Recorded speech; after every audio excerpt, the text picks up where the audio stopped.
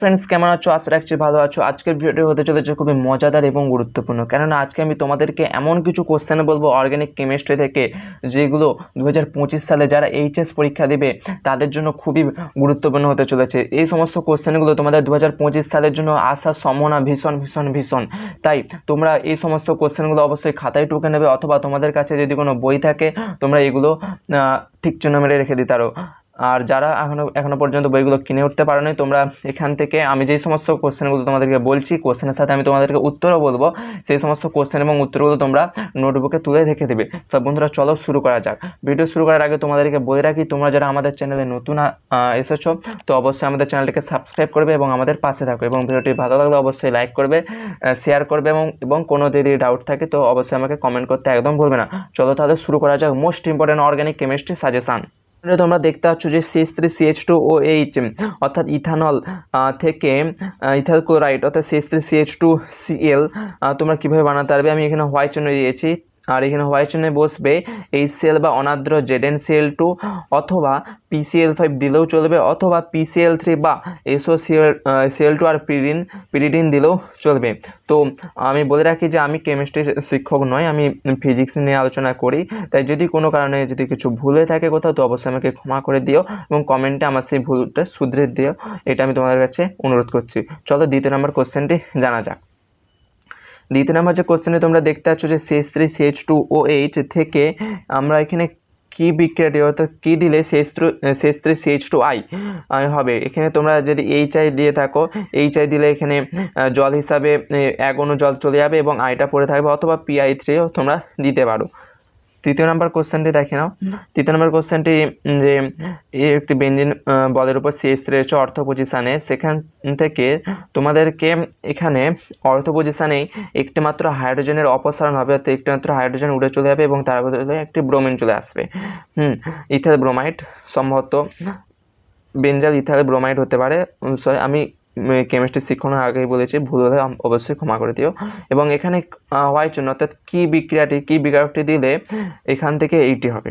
তো এক্ষেত্রে তোমরা ভাববে হয়তো ব্রোমিন 2 হয়তো Br2 দিয়ে দেবো, কিন্তু Br2 দিলে চলবে না। শুধু Br2 দিলে সেটা ব্রোমিনটা অর্থ পজিশানে রয়েছে, অর্থ পজিশানে বসার বদলে মেটা প্যারা যে কোনো পজিশানে বসতে তোমরা যে তাই এই যে Br2 এটা হবে না, Br2 আর HB অর্থাৎ ব্রোমিন 2 তার সাথে বিক্ষিপ্ত সূর্যালোক দিলে তবেই সেইটি অর্থ পজিশানে ব্রোমিনটা যুক্ত হবে একটা হাইড্রোজেন অপসারণের মাধ্যমে। তাই সঠিক অ্যান্সার হবে Br2/HB, এইটি তোমরা লিখে দেবে।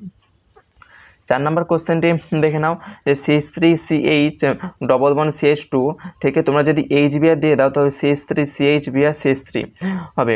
এখানে একটি বুঝবার বিষয় রয়েছে, যদি তোমরা HBr শুধু দিয়ে থাকো তবে ডবল বন্ড যেখানে রয়েছে তার ঠিক তোমরা যে সোজাভাবে বসে রয়েছো, আমি যে এখানে সোজাভাবে বসে তোমাদেরকে প্রশ্নগুলো বলছি, আমার ঠিক বাম পাশে অর্থাৎ এই যে ডবল বন্ড রয়েছে, ডবল বন্ডের ঠিক বাম পাশে ব্রোমিনটা যুক্ত হবে। দেখে নাও যে CH3 এখানে ডবল বন্ড ছিল, এই জায়গায় ডবল বন্ড ছিল, তার ঠিক বাঁ পাশে ব্রোমিনটা যুক্ত হয়েছে এবং ডবল বন্ড উঠে একটি বন্ড চলে এসেছে। বাট এই একই কেস ঘটবে যখন 5 নম্বর কোশ্চেনটি দেখো, যখন তোমরা HBr পারক্সাইড দিবে, সেক্ষেত্রে ডবল বন্ডের ডান দিকে ব্রোমিনটা যুক্ত হবে। কিন্তু তোমরা যদি এখানে শুধু HBr দিয়ে থাকো তবে এক্ষেত্রে ব্রোমিনটা ডবল বন্ডের বাম দিকে বসছে, অর্থাৎ সেক্ষেত্রে যদি তোমরা শুধুমাত্র HBr দিতে তাহলে এই ব্রোমিনটা এই পজিশানে বসতো, অর্থাৎ সেকেন্ড পজিশানে। কিন্তু এক্ষেত্রে যেহেতু আমরা HBr আর পারক্সাইড দিয়েছি, তাই এক্ষেত্রে ব্রোমিনটা এখানে না বসে এই ডান দিকে বসেছে। চলো 6 নম্বর কোশ্চেনটি জানা যাক।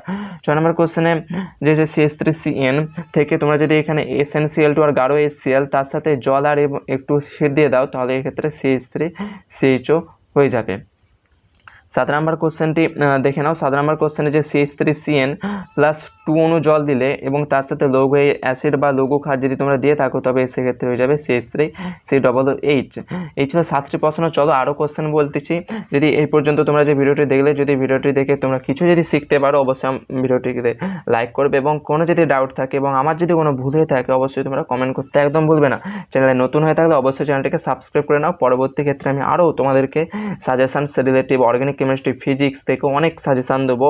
এমনকি সম্রাট এক্সক্লুসিভ সাজেশান বুক যখন বেরিয়ে যাবে সেই সমস্ত বইয়ের রিভিউ এবং তোমরা যারা বইগুলো কোনো ক্রমে কিনতে পারোনি তাদেরও পাশে আমি থাকবো। তাই তোমরা যারা চ্যানেলে নতুন এসেছো অবশ্যই আমাদের চ্যানেলটিকে সাবস্ক্রাইব করে আমাদের পাশে থাকো। চলো দেখা যাক 8 নম্বর কোশ্চেনটি দেখে নাও। 8 নম্বর কোশ্চেন আমি বলেছি ইথাইন থেকে এবার তোমরা বিউট-টু-ওয়াইন করবে।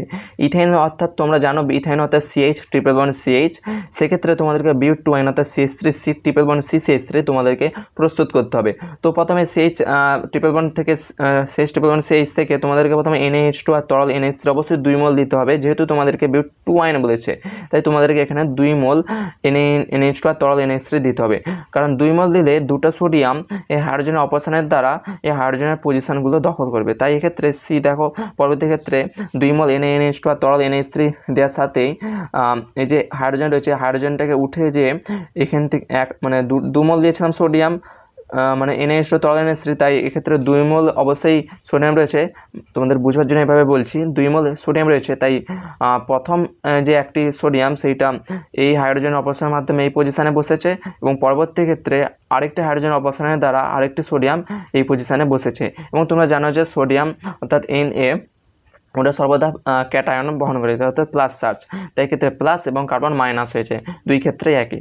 তারপর তোমরা এখানে যদি 2CH3 দিয়ে দাও অর্থাৎ মিথাইল ব্রোমাইড দিয়ে দাও অবশ্যই 2 মোল, তবে সেক্ষেত্রে এবারে একইভাবে এখানে যেভাবে বললাম যে 2 মোল দিয়েছি, তাই এক্ষেত্রে দুটো CH3 রয়েছে, তার মধ্যে একটি CH3 একটি সোডিয়ামের অপসারণ দ্বারা এই পজিশানে বসবে এবং আরেকটি CH3 যে রয়েছে সেইটা একইভাবে আরেকটি সোডিয়ামের অপসারণ দ্বারা এই পজিশানে বসবে, অর্থাৎ সোডিয়ামের চলে যাবে এবং তার বদলে CH3গুলো বসবে। এভাবে তোমরা এটি পেয়ে যাবে বিউট-টু-ওয়াইন। এভাবে ইথাইন থেকে বিউট-টু-ওয়াইন প্রস্তুত করা যায়। চলো 9 নম্বর কোশ্চেনটি দেখে নেওয়া যাক।